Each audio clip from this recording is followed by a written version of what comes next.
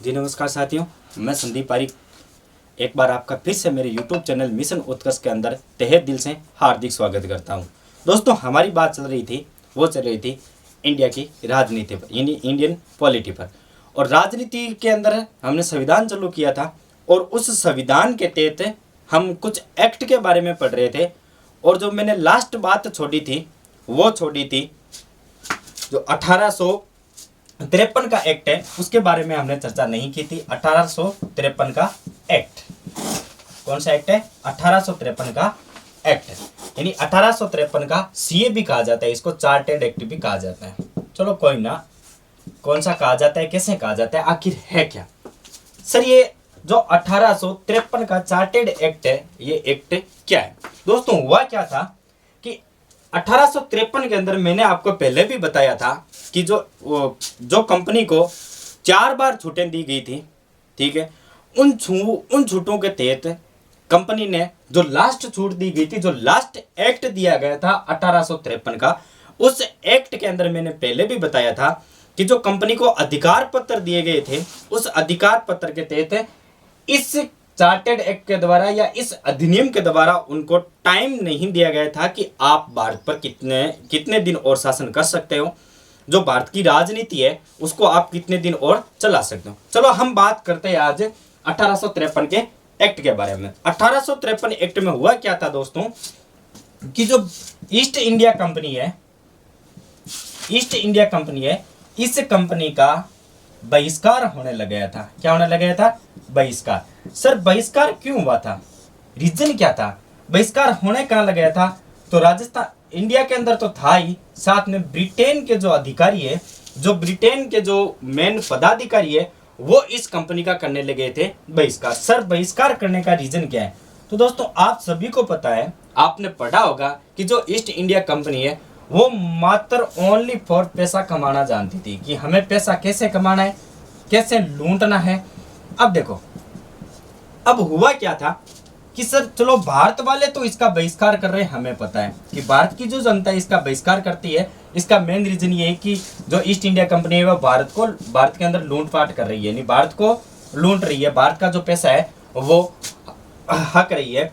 लेकिन जो ब्रिटेन है, जो ब्रिटेन वासी है, जो ब्रिटेन के पदाधिकारी है, वो इस कंपनी के बारे में बहिष्कार क्यों करने लगे? तो दोस्तों, क्या हुआ था कि जब भी ईस्ट इंडिया कंपनी भारत पर व्यापार करती थी, तो दोस्तों जैसे मान लो आज 100 रुपए का व्यापार किया है, तो वो क्या करती थी, बीच में पैसा हड़प लेती थी और ब्रिटेन के अंदर लगभग 80 का या 70 का या 50 का जो उनकी मर्जी थी उतना परसेंट देती थी, यानी 100% जो काम होता था उससे कम पैसा ब्रिटेन की सरकार को टैक्स के रूप में देती थी। अब इस काले कारनामे का जैसे ही ब्रिटेन के जो पदाधिकारी है उनको पता चला, तो उन पदाधिकारियों ने इस कंपनी का कर दिया था बहिष्कार। जैसे ही बहिष्कार किया तो कंपनी के जो कुछ अधिकारी है वो गए थे ब्रिटेन की संसद के पास। अब देखो दोस्तों, ब्रिटेन की संसद ने क्या कहा था कि चलो, एक बार फिर ईस्ट इंडिया कंपनी ने ब्रिटेन संसद के अंदर गुहार लगाई थी कि भाई हमें भारत की राजनीति और भारत के अंदर व्यापार करने की एक बार आप हमें और अधिकार पत्र दे दो या एक बार और छूट दे दो। तो इस समय कंपनी ने शर्त रखी थी कि चलो, हम आपको इस बार अधिकार पत्र देते हैं, हम आप पर एक एक्ट बना देते हैं। उस एक्ट के तहत एक बार आप फिर से भारत की राजनीति और भारत के व्यापार के अंदर हस्तक्षेप कर सकते हो। लेकिन इस एक्ट की सबसे बड़ी खास बात क्या थी कि जो पिछले एक्टों के अंदर इनको जो 20-20 साल का एग्रीमेंट दिया गया था, यानी 20 साल तक आप कर सकते हो एक एक्ट के तहत आप 20 साल तक कार्य कर सकते हो। लेकिन जो दोस्तों 1853 का एक्ट है, 1853 के एक्ट में ब्रिटेन सरकार संसद ने स्पष्ट रूप से ईस्ट इंडिया कंपनी को बोल दिया था कि इस एक्ट के तहत आपको समय नहीं दिया जाएगा। क्या नहीं दिया जाएगा? समय नहीं दिया जाएगा, यानी जो समय की पाबंदी है वो नहीं दी जाएगी। यदि उन्होंने, ब्रिटेन की संसद ने कहा था कि यदि आपका इसी तरह बहिष्कार होता गया तो हम कुछ ही दिनों में आपसे ये अधिकार पत्र वापस ले सकते हैं, और यदि आप फिर से अच्छा कार्य करने लगे या फिर आपकी प्रशंसा होने लगी तो इस एक्ट के तहत आपका टाइम और भी बढ़ा दिया जा सकता है, अर्थात टाइम बढ़ा भी दिया जा सकता है और टाइम घटा भी दिया जा सकता है। पिछले एक दो पेपर के अंदर या एक दो कंपटीशन के अंदर पूछा गया था कि किस एक्ट के तहत, यानी किस एक्ट के तहत ईस्ट इंडिया कंपनी का जो टाइम पीरियड है वो खत्म कर दिया गया था। तो याद रखना दोस्तों, ब्रिटेन की संसद ने सन 1853 के अंदर जो चार्टेड एक्ट बना था या जो अधिकार पत्र था, उस अधिकार पत्र के द्वारा ईस्ट इंडिया कंपनी का भारत में, कहां पर है, ईस्ट इंडिया कंपनी का भारत में कौन से अधिकार के थे, तो दो अधिकार थे उसमें। एक तो था राजनीतिक अधिकार, कौन सा था, राजनीतिक अधिकार, और दूसरा था व्यापारिक अधिकार, यानी व्यापार का अधिकार। इन दोनों के तहत 1853 के अंदर जो ईस्ट इंडिया कंपनी के पास जो 20-20 साल का टाइम पीरियड था, उस टाइम पीरियड को क्या कर दिया गया था, खत्म कर दिया था। अगला जो एक्ट है वो है 1858 का एक्ट। 1858 के एक्ट में क्या क्या बातें लिखी हुई है देख लो। 1858 के एक्ट में अब बात करते हैं कि सर 53 से आप 18 पे कैसे आए। आप सभी को पता है कि इंडिया के अंदर एक बहुत बड़ी क्रांति हुई थी और उस क्रांति का नाम है सन 1857। वो जो 1857 की क्रांति है दोस्तों, वो हम जब हिस्ट्री का सिलेबस करेंगे, जब हिस्ट्री के अंदर 1857 की क्रांति पढ़ेंगे तब उसके बारे में जिक्र करेंगे, क्योंकि हमारी पॉलिटी चल रही है तो हमें पॉलिटी के संबंधी जो बातें हैं वो याद रखनी है। अब बात करते हैं कि सर 1858 के अंदर जो एक्ट लगा था, उस एक्ट को किन नामों से जाना जाता है और कौन से क्वेश्चन पूछे जाते हैं। तो हेडिंग लगा दीजिए आप, सन 1858 का एक्ट। सन 1858 का एक्ट। देखो दोस्तों, 1858 का इसे एक्ट भी कहा जाता है। नंबर 2, इसे अधिकार पत्र भी कहा जाता है। इसे अधिकार पत्र भी कहा जाता है। किसके संबंध में कहा जाता है वो मैं बताऊंगा। और इसका जो सबसे बेस्ट नाम आता है वो आता है सन 1858 का भारत शासन अधिनियम। सन 1858 का भारत शासन अधिनियम। सन 1858 का भारत शासन अधिनियम। देखो, इस सन 1858 के भारत शासन अधिनियम में कौन सी बातें थी। आप सभी को पता है कि सन 1858 से पहले एक हमारे देश में ट्रेजेडी घटी थी। वो घटना कौन सी थी, सन 1857 की क्रांति। इन सन 1857 की क्रांति के अंदर आप सभी को पता है कि जो भारत के वासी है, चाहे देसी रियासत से हो, चाहे देसी रियासत से हो, चाहे अंग्रेजी भारत से हो, सभी ने क्या किया था, ईस्ट इंडिया कंपनी का किया था बहिष्कार। इसका मतलब दोस्तों, भारत के अंदर भी बहिष्कार ने एक उग्र रूप ले लिया था। और ब्रिटेन की सरकार है, ब्रिटेन के अंदर भी ईस्ट इंडिया कंपनी का क्या हो गया था, बहिष्कार उग्र रूप से होने लग गया था।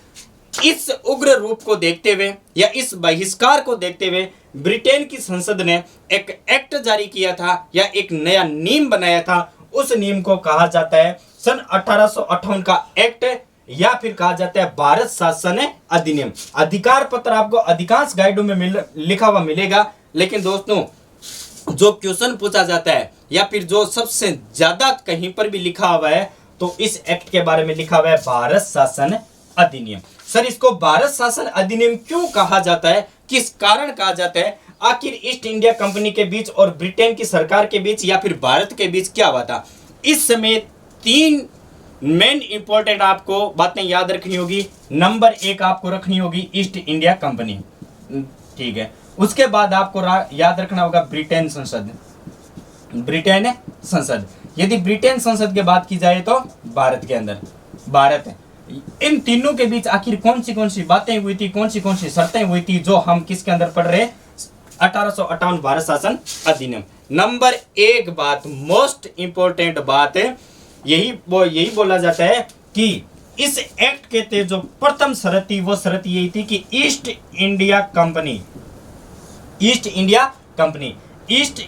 कंपनी का अधिकार छीन लिया गया था। ईस्ट इंडिया कंपनी का अधिकार समाप्त कर दिया गया था, ठीक है। उसके बाद क्या हुआ, जो भारत की राजनीतिक सत्ता है वो सत्ता किसके हाथों में चली गई। तो दोस्तों याद रखना, इस एक्ट के जरिए ही, सन 1858 के एक्ट के जरिए ही जो भारत की राजनीतिक सत्ता है वो चली गई थी ब्रिटेन के संसद के पास। किसके चली गई थी, ब्रिटेन की संसद के पास। अर्थात अब ईस्ट इंडिया कंपनी है वो भारत के अंदर राजनीतिक सत्ता से हाथ धो बैठी है। अभी मैंने बात की थी सन 1853।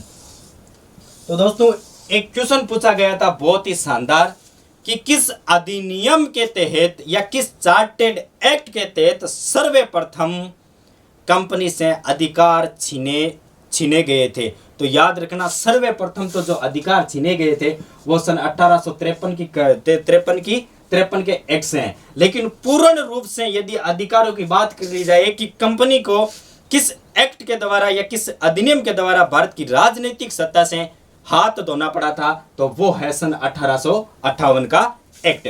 और इस एक्ट के बारे में कौन सी बातें हैं देख लीजिए। नंबर 1 बात तो यही है कि जो भारत की राजनीतिक सत्ता है वो सत्ता ईस्ट इंडिया कंपनी के हाथों से चली गई थी और अब जो भारत पर राज करेंगे वो राज कौन करेगा? ब्रिटेन की संसद या ब्रिटेन की सरकार। आपको दो बातें याद रखनी पड़ेगी। ब्रिटेन संसद की बात की जाए तो वो आपको राजनीति के अंदर आपके नाम आएगा और एक नाम हो जाता है ब्रिटेन गवर्नमेंट, ब्रिटेन की सरकार, ब्रिटेन की सरकार। तो दोस्तों ब्रिटेन की सरकार, आपको यदि सरकार नाम याद आ जाए तो वो अक्सर आपको इतिहास में लिखा हुआ मिलेगा ब्रिटेन की सरकार। और यदि हम पॉलिटी पढ़ रहे हैं तो हमें यही याद रखना है कि किसके हाथों में चला गया था? ब्रिटेन की संसद के अंदर। और कौन सी बात हुई थी? तो एक और बात हुई थी, वो बात हुई थी कि भारत के अंदर जो गवर्नर जनरल का पद है उस पद का नाम चेंज हो गया था और कौन सा रख दिया था? वाइसराय। कौन सा रख दिया था? वाइसराय। कौन सा है देखो। नंबर 1 बात आपने याद रख ली। नंबर 2 बात कौन सी है कि भारत के अंदर, नंबर 2 जो भारत के अंदर गवर्नर जनरल है, जनरल, ये जो पद है इस पद का पद नाम चेंज हो गया था। पद नाम चेंज कर दिया था और इस पद की जगह कौन सा नाम आ गया था? वाइसराय। कौन सा आ गया था? वाइसराय। सर ये वाइसराय क्या होते हैं और गवर्नर जनरल क्या है मैं आपको बताऊंगा। एक ही चीज है, कैसे है क्या नहीं। अब हुआ क्या था दोस्तों कि गवर्नर जनरल और वाइसराय इन दोनों में फर्क क्या है? तो देखो बात करते हैं ईस्ट इंडिया कंपनी की, ईस्ट इंडिया कंपनी का। तो मैंने पहले बताया था कि जो गवर्नर जनरल है वो किसके थ्रू था? ईस्ट इंडिया कंपनी के थ्रू। और आपको पता है 1757 की क्रांति के बाद ईस्ट इंडिया कंपनी से नफरत करने लगे थे। कौन करने लगे थे? इनका बहिष्कार करने लगे थे भारत की जनता। कौन करने लगी थी? भारत की जनता। तो भारत की जनता ने स्पष्ट रूप से कहा था कि यदि अब हमारे देश पर ब्रिटेन की संसद का यदि अधिकार है तो हम ईस्ट इंडिया कंपनी के अधिकारी से बातें नहीं करेंगे। अर्थात भारत की जनता को ब्रिटेन की संसद से या ब्रिटेन के पदाधिकारी से जोड़ने के लिए एक पद लागू कर दिया गया था और उसको कहा जाता है वाइसराय। नंबर 2, उसके बाद बात आई थी कि चलो इतने दिन कुछ भी नहीं था हमारे लिए, अब हमारे लिए कुछ करना होगा, भारत की जनता ने कहा था। तो भारत की जनता के लिए एक पद स्थापित कर दिया गया था, एक पद जोड़ दिया गया था जिसको कहा जाता है भारत मंत्री। क्या कहा जाता है? भारत मंत्री। अर्थात जो भारतीय लोगों का मंत्री होगा वो मंत्री वाइसराय से बात करेगा, ठीक है। और जो वाइसराय है वो किससे करेगी? ब्रिटेन की संसद से। अर्थात ब्रिटेन की संसद से जुड़ने के लिए भारत के अंदर एक पद स्थापित किया गया था और उस पद को कहा जाता है भारत में भारतीय मंत्री, यानी भारत का मंत्री। और इसका एक नाम और भी आता है, उसको भारत सचिव भी कहा जाता है। क्या कहा जाता है? भारत सचिव या भारत मंत्री। भारत सचिव या भारत मंत्री, याद रखना। अब तो कहानी क्या है? कहानी यही है कि ईस्ट इंडिया कंपनी का बहिष्कार करने लगे थे भारत की जनता। भारत की जनता ने स्पष्ट रूप से मना कर दिया था कि अब हम ईस्ट इंडिया कंपनी के साथ कोई भी संबंध नहीं रखना चाहते। तो ब्रिटेन की संसद ने क्या किया दोस्तों कि ये जो जो गवर्नर जनरल था, इस गवर्नर जनरल के जो पद नाम है उसको चेंज करके इस पद को किस रूप से कर दिया था? वाइसराय। किस रूप से कर दिया था? वाइसराय। अब देखो, अब वाइसराय ने स्पष्ट, अब देखो भारत की जनता ने एक मांग और की थी कि हमें भी कुछ न कुछ मिलना चाहिए। तो भारतीय जनता को इस वाइसराय से जोड़ने के लिए या फिर ब्रिटेन की संसद से जोड़ने के लिए एक और पद स्थापित किया गया था और उस पद का नाम है भारतीय मंत्री या भारत सचिव। भारत सचिव, याद रखना, भारत सचिव। सर अब गवर्नर जनरल और वाइसराय क्या काम करेंगे? तो याद रखना, गवर्नर जनरल जो अंग्रेजी भारत है, कौन सा भारत है? अंग्रेजी भारत। यानी जहां पर पूर्ण रूप से अंग्रेजों का अधिकार है वहां पर तो चलता था गवर्नर जनरल। और जो देसी रियासतें, कौन सी, जो देसी रियासतें जहां पर राजा महाराजाओं का अधिकार है वहां पर कौन सा पद चलता था, वाइसराय का चलता था। ये बहुत बार पूछा जाता है कि गवर्नर जनरल किन के लिए काम करते थे, और प्लस के अंदर जो देसी जो भारत सचिव सॉरी वाइसराय है वो किन के लिए काम करते हैं। तो याद रखना कि जो गवर्नर जनरल का पद है वो अंग्रेजी भारत के लिए था, और जो वाइसराय है वो पद किसके लिए था, देसी रियासतों के लिए। आप स्क्रीनशॉट ले लीजिए इसका। 3 नंबर बात क्या है दोस्तों, देखो 3 नंबर बात क्या है, इस एक्ट को act of the better government of India भी कहा जाता है। क्या कहा जाता है, एक्ट, देखो क्या है क्या नहीं, इसलिए इसको भारत इस एक्ट को भारत के लिए सबसे बेस्ट अधिकार क्यों कहा जाता है, याद रखना। देखो इस एक्ट को क्या कहा जाता है, act of the best government of India, SET, act of the best government of India.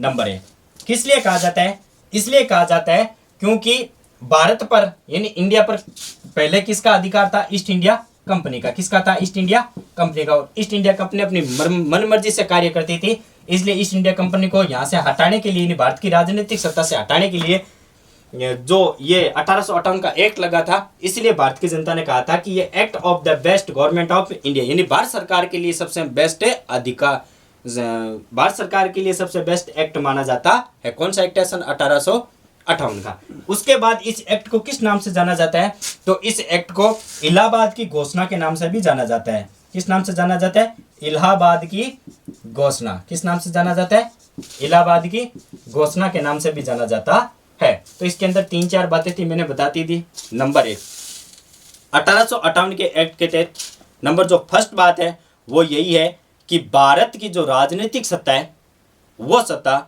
East India company के हाथों से हट करके किसके हाथ में आ गई थी, ब्रिटेन संसद से। नंबर 2 बात कि भारत के अंदर एक पद और जोड़ा गया था, उस पद का नाम है भारत सचिव या भारत मंत्री। नंबर 3 भारत से गवर्नर जनरल का जो पद नाम है उसको परिवर्तन करके कर दिया था वाइसराय। इसके अंदर 2 थे, एक तो गवर्नर जनरल और एक है वाइसराय। तो दोस्तों गवर्नर जनरल अंग्रेजी भारत के लिए कार्य करते थे, और जो देसी रियासतें उनके लिए कार्य करते थे वाइसराय। और नंबर 3 इसको कहा जाता है इलाहाबाद की घोषणा पत्र। तो देखो जो अगला एक्ट है वो है 1909 का एक्ट, और इस एक्ट को किस नाम से जाना जाता है, मार्ले मिंटो अधिनियम। सर ये मार्ले कौन थे और मिंटो कौन थे, और इस अधिनियम के तहत क्या क्या हुआ था, और इस अधिनियम को किस और नाम से जाना जाता है। तो याद रखना इस अधिनियम को भारत परिषद अधिनियम के नाम से भी जाना जाता है। चलो ये तो छोटी मोटी बातें हैं, मेन इंपॉर्टेंट ये थे कि सर इसके अंदर मार्लो कौन थे, मिंटो कौन थे। क्या मार्लो और मिंटो एक थे या 2 अलग अलग व्यक्ति थे। तो दोस्तों मार्लो और मिंटो 2 अलग अलग व्यक्ति थे। नंबर 1 सर मार्ले कौन थे, तो याद रखना मार्ले थे वो थे भारत सचिव। कौन थे, भारत सचिव। मैंने बताया था कि जो 1858 का एक्ट है उसके तहत राजनीति के अंदर एक नया पद जुड़ गया था, और उस पद का नाम है भारत सचिव। तो इस 1909 के एक्ट में जो भारत सचिव के रूप में कार्य कर रहे थे वो है मार्ले मिंटो। उसके बाद सर मार्ले मिंटो कौन है, तो मिंटो कौन थे, वो थे गवर्नर जनरल। सर अब बात आती है कि सर भारत सचिव ये आगे थे, गवर्नर जनरल तो आपने एक शब्द और बताया था वो था वाइसराय।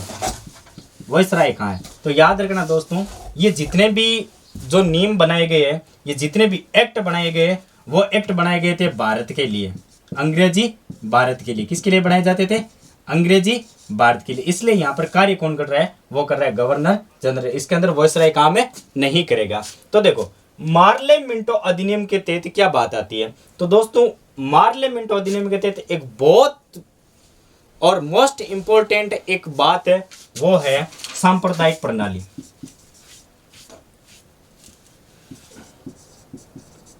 सांप्रदायिक प्रणाली, सर ये सांप्रदायिक प्रणाली क्या है, आखिर क्या बात है। देखो सांप्रदायिक प्रणाली क्या है कि इस अधिनियम के तहत भारत के अंदर एक पहली बार घटना घटी थी कि भारत में मुसलमानों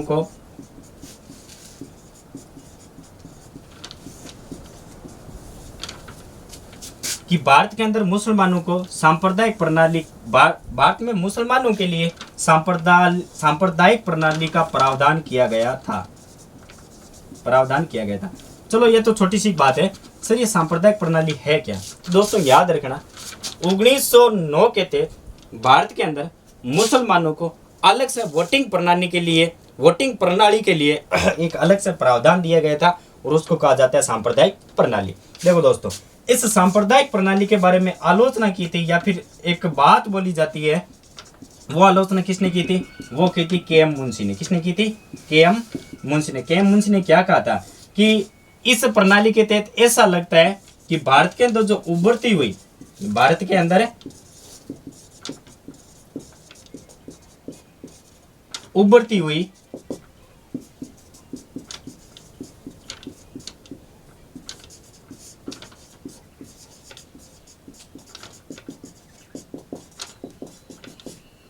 देखो क्या बोला है कि केएम मुंशी ने कहा था कि भारत के अंदर जो उभरती हुई लोकतांत्रिक व्यवस्था है वो भंग हो चुकी है। क्या हो चुकी है, भंग हो चुकी है।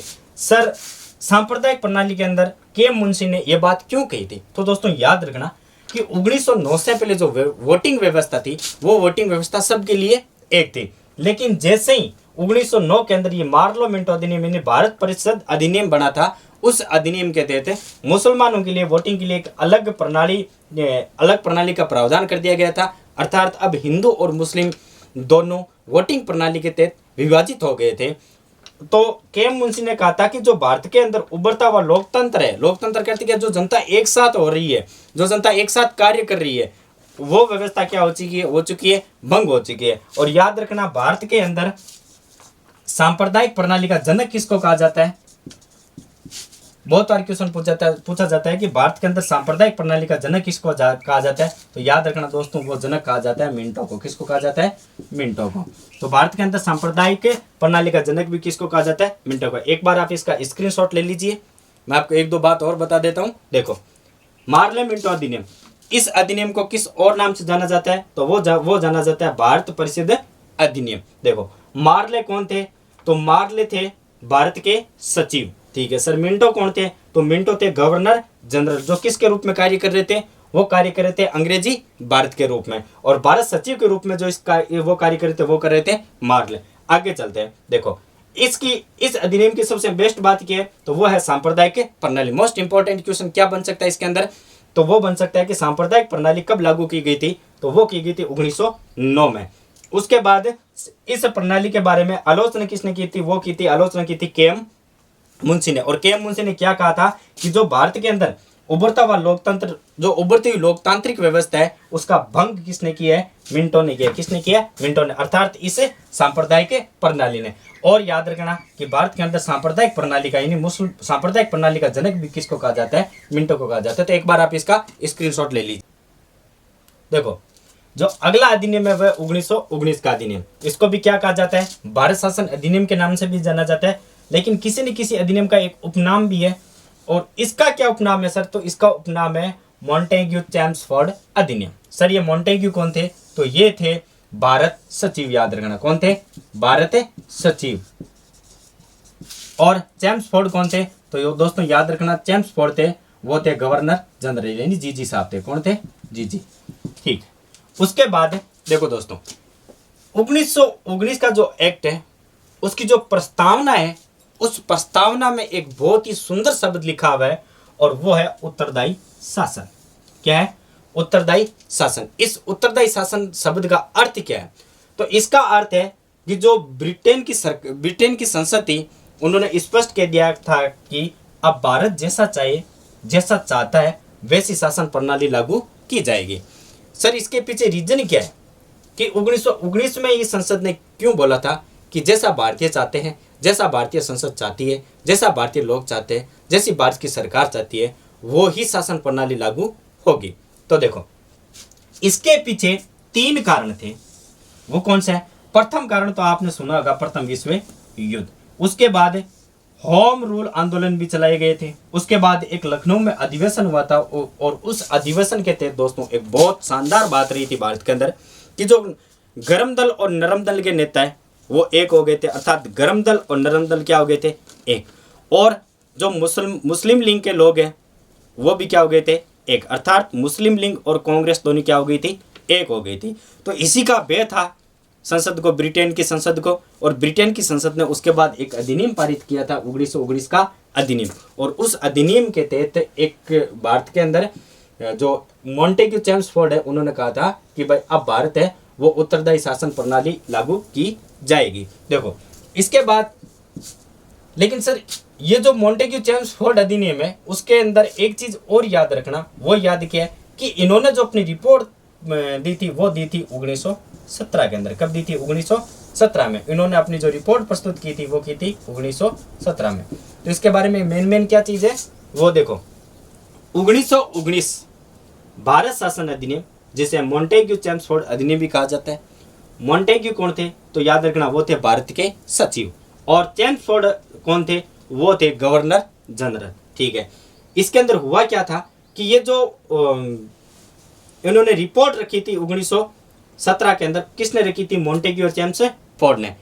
इस रिपोर्ट के अंदर जो प्रस्तावना है उस प्रस्तावना के अंदर एक उत्तरदायी शासन प्रणाली शब्द जोड़ा गया था, और उसका अर्थ यह है कि अब जैसा भारत चाहता है वैसी शासन प्रणाली लागू की जाएगी। और उसके तहत क्या किया गया था, लेकिन ये क्यों किया गया था, इसके पीछे 3 कारण थे।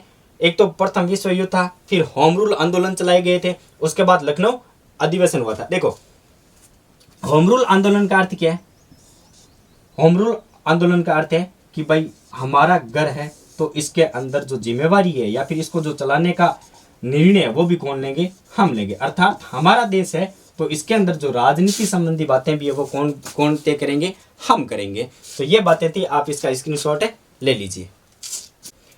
अब देखो क्या हुआ दोस्तों, जो 1919 का ये जो भारत शासन अधिनियम है, इस भारत शासन अधिनियम के तहत जो उत्तरदायी शासन प्रणाली लागू की गई थी उसके तहत क्या हुआ था, भारत के अंदर द्वैध शासन प्रणाली लागू हो चुकी थी। सर ये द्वैध शासन प्रणाली क्या है, तो दोस्तों द्वैध शासन प्रणाली का अर्थ क्या है कि भारत के अंदर दोहरा शासन लागू हो गया था। एक तो अंग्रेजों का हो गया था, एक भारत सरकार का हो गया था। हुआ क्या था कि अब भारत का जो शासन है वो 2 शब्दों में हो गया था, एक तो विधानसभा और दूसरा राज्यसभा। इन दोनों के हाथ में चला गया था। क्या है, देखो कैसे चला गया था, क्या चीज है, आखिर कौन सी बातें इस अधिनियम के तहत है वो जान लीजिए आप। उसके बाद देखो इस अधिनियम के तहत नंबर 1 बात याद रखना कि 1919 का जो अधिनियम पारित हुआ था उसके तहत जो उत्तरदायी शासन प्रणाली है, कौन सी, उत्तरदायी शासन प्रणाली, इस उत्तरदायी शासन प्रणाली की वजह से जो भारत के अंदर कौन सी व्यवस्था हो गई थी, द्वैध शासन की व्यवस्था हो गई थी। भारत का जो शासन है अब वो कितने भागों में विभाजित हो गया था, 2 भागों में। कौन से, एक तो विधानसभा के रूप में और एक है राज्यसभा के रूप में। एक बात तो ये है, और नंबर 2 बात कौन सी है, इसके अंदर एक बेस्ट बात भी यही है कि हाँ ये जो जब शासन लागू हुआ था उस शासन के तहत महिलाओं को, किसको, महिलाओं को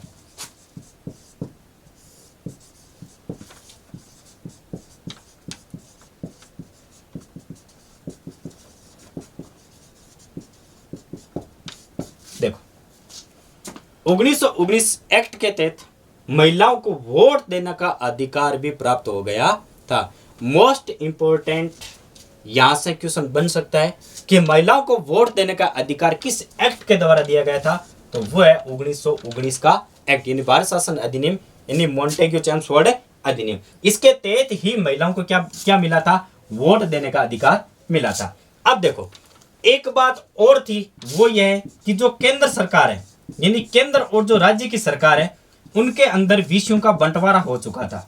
क्या हो चुका था, विषयों का बंटवारा, विषयों का बंटवारा आपने गाइड में पढ़ा होगा, लेकिन इसकी 2-3 बातें और हैं।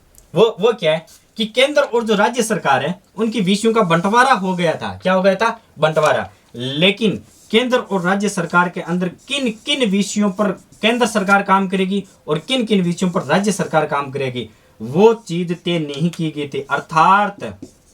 अर्थात विषयों की संख्या निर्धारित नहीं की गई थी। विषयों की संख्या निर्धारित नहीं की गई थी। आप एक चीज ये याद रखना। अब नंबर 2 कि सर केंद्र और राज्य के अंदर कैसे काम किया जाएगा, काम किस प्रकार से होगा, तो वो देख लीजिए। अब काम करने का जो तरीका है वो क्या होगा। अब मैंने बताया था एक गवर्नर जनरल, कार्य कौन करेगा, गवर्नर जनरल, गवर्नर। अब गवर्नर कार्य कैसे करेगा, क्या केंद्र और राज्य के अंदर गवर्नर अकेला कार्य करेगा या फिर जो गवर्नर है उसको कौन से अधिकार के तहत या उसको क्या क्या छूटें दी गई थी, वो किस प्रकार से कार्य कर सकता है। तो देखो गवर्नर अब 1919 एक्ट के तहत 2 प्रकार से कार्य कर सकता है। एक तो आरक्षित विषयों पर, आरक्षित विषयों पर। नंबर 2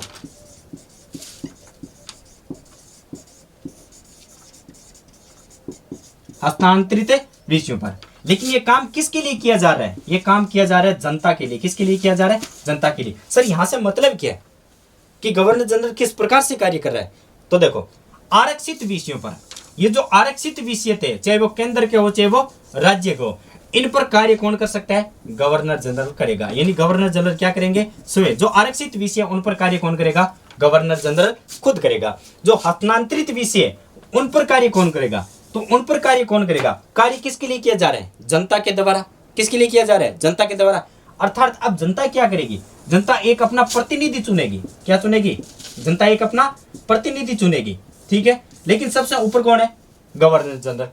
अब जो आरक्षित विषय जितने भी संसद है, जितने भी पार्लियामेंट यदि जो विषय आरक्षित करके दे रही है, उन पर तो कार्य किसको करना पड़ेगा, गवर्नर जनरल को। और जो हस्तांतरित विषय उन पर कार्य कौन करेगा, तो याद रखना उन पर कार्य करेगा कि जो जनता के द्वारा प्रतिनिधि चुना गया है वो प्रतिनिधि किस पर कार्य करेगा, हस्तांतरित विषयों पर। लेकिन ये प्रतिनिधि किसके अंडर में कार्य कर रहा है, वो किसके अंडर में कार्य कर रहा है, गवर्नर जनरल के आदेश के अनुसार कार्य कर रहा है। उसके बाद इसके अंदर एक बात है और भी बहुत शानदार है कि इस प्रणाली के तहत भारत में सबसे पहले लोक सेवा आयोग का गठन किया गया था। किसका किया गया था, लोक सेवा आयोग का गठन किया गया था। देखो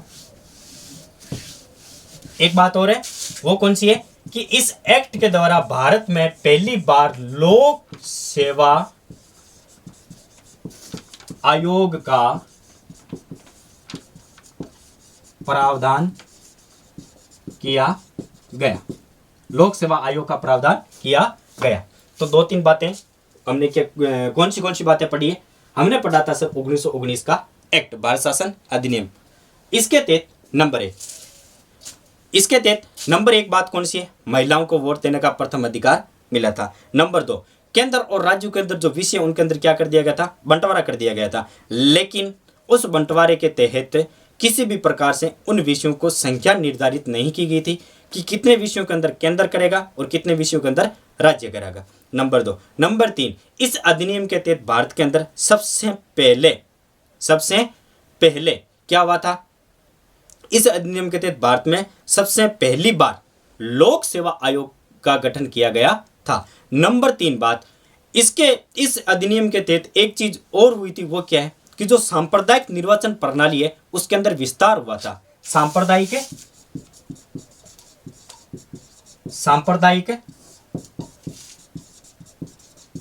निर्वाचन प्रणाली का विस्तार हुआ था। क्या हुआ था, विस्तार। देखो सांप्रदायिक निर्वाचन प्रणाली जोड़ी किसने थी, मिंटो ने, यानी मार्ले मिंटो अधिनियम ने जोड़ी थी 1919 के एक्ट के द्वारा। जोड़ी तो 1909 के एक्ट में थी, लेकिन इसका विस्तार कब हुआ था, तो वो विस्तार हुआ था 1909 में। इसके अंदर जो और भी है, कौन है, जैसे ईसाई है, जैसे सिख है, उनको भी क्या कर दिया गया था, जैसे मुसलमानों को प्रावधान दिया गया था, जैसे हिंदुओं को प्रावधान दिया गया था, उसी प्रकार जो अन्य वर्ग है उनको भी क्या दे दिया गया था, प्रावधान दे दिया गया था। उसके बाद इसके अंदर एक बात और आती है कि जो देसी रियासतें थी, कौन सी रियासतें, देसी रियासतें, अब जो देसी रियासतें जितनी भी अपनी शिकायतें हैं, वो शिकायतें कहाँ दर्ज की जाएगी, इसकी भी घोषणा किस में की गई थी, 1919 के एक्ट में। और इसकी जो मैं लास्ट बात कर रहा हूं, वो लास्ट बात ये है कि हर 10 वर्ष के बाद, कितने वर्ष के बाद है, हर 10 वर्ष के बाद इस अधिनियम की क्या की जाएगी, जांच की जाएगी। क्या की जाएगी, जांच की जाएगी। और ये जो देसी रियासतें अपनी शिकायत दर्ज करेगी, इसके लिए एक मंडल भी बनाया गया था। क्या बनाया गया था, एक मंडल बनाया गया था। और इस मंडल को हम किस नाम से जानते हैं, नरेंद्र मंडल। किस नाम से जानते हैं, नरेंद्र मंडल। और इस मंडल की सबसे बड़ी जिम्मेवारी होगी कि प्रत्येक 10 वर्ष के बाद क्या की जाएगी, इन सभी के बारे में जांच की जाएगी। तो दोस्तों, आज की क्लास में हम इतनी चर्चा करेंगे। अब मिलेंगे हमारे जो राजनीति की नेक्स्ट क्लास रहेगी, तब जय हिंद जय भारत।